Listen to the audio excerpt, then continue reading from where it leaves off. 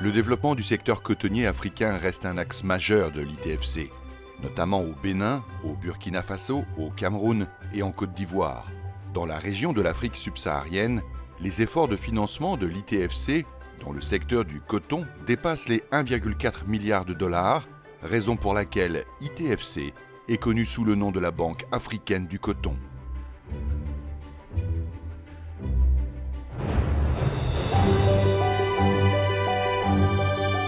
La filière du coton a connu une forte évolution cette dernière décennie, grâce à une bonne structuration de la filière dans les pays producteurs et une approche intégrée qui implique toutes les parties prenantes. Deux opérateurs majeurs participent activement au succès de cette organisation, les sociétés cotonnières et les fédérations nationales de producteurs. La Sofitex a été créée justement pour mieux prendre à bras le corps l'activité de production cotonnière qui avait commencé donc depuis sous la colonisation et qui s'est poursuivie après les indépendances. Bon, il fallait mettre en place un véhicule juridique approprié pour pouvoir donc insuffler la dynamique qu'il faut à l'organisation et à la croissance donc, au développement de cette activité. L'émission de Sodecoton aujourd'hui, c'est l'encadrement des producteurs. Nous faisons faire du coton.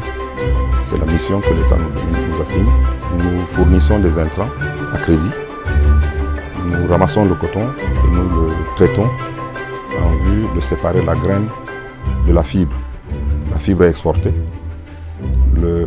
La graine passe dans les huileries en trituration. Et une fois triturée, nous produisons de l'huile et nous produisons des tourteaux, des aliments bétail. Pour mener à bien leur mission, les sociétés cotonnières font recours à des bailleurs de fonds nationaux et internationaux tels que l'ITFC. Ces fonds sont essentiellement utilisés pour le financement de l'achat d'intrants, l'achat d'engrais, l'achat du coton auprès des producteurs et la transformation du coton graine. Vous savez, le partenariat du Cameroun avec l'ITFC est très bénéfique pour la filière coton. D'abord, pour deux choses. Aujourd'hui, pour atteindre les 400 000 tonnes de coton graine, il faut mobiliser 36 milliards de francs CFA pour financer l'acquisition des intrants. C'est vrai que la Sodecoton avait un fonds abondé par le gouvernement qui était de 12 milliards. Les planteurs ont abondé encore de 6 ou 8 milliards.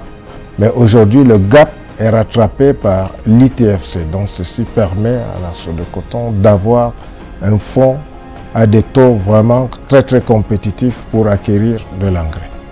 Sodecoton, son top management obtient de son conseil d'administration un blanc-seing chaque année pour emprunter environ 100 milliards pour son fonctionnement. Le fonctionnement principalement, 60% de son fonctionnement représente l'achat coton et de son traitement. Ces 60% sont obtenus principalement de l'ITFC depuis 2011-2012. Le reste est obtenu au niveau des banques locales. Donc, le concours de l'ITFC qui a commencé en 2011-2012, dans la campagne 2011-2012, représentait dans un premier temps les engrais à hauteur de 13 milliards. À hauteur de 13 milliards, c'est-à-dire 20 millions d'euros.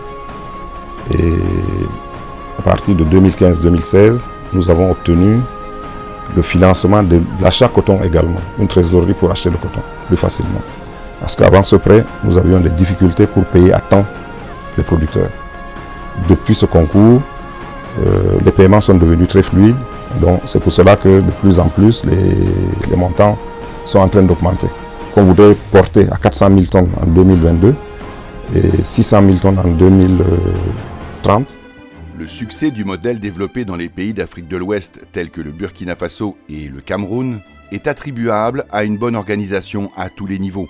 Les unions et fédérations nationales de producteurs de coton, telles que l'UNPBC au Burkina Faso et le CNPCC au Cameroun, jouent un rôle primordial dans le succès des campagnes.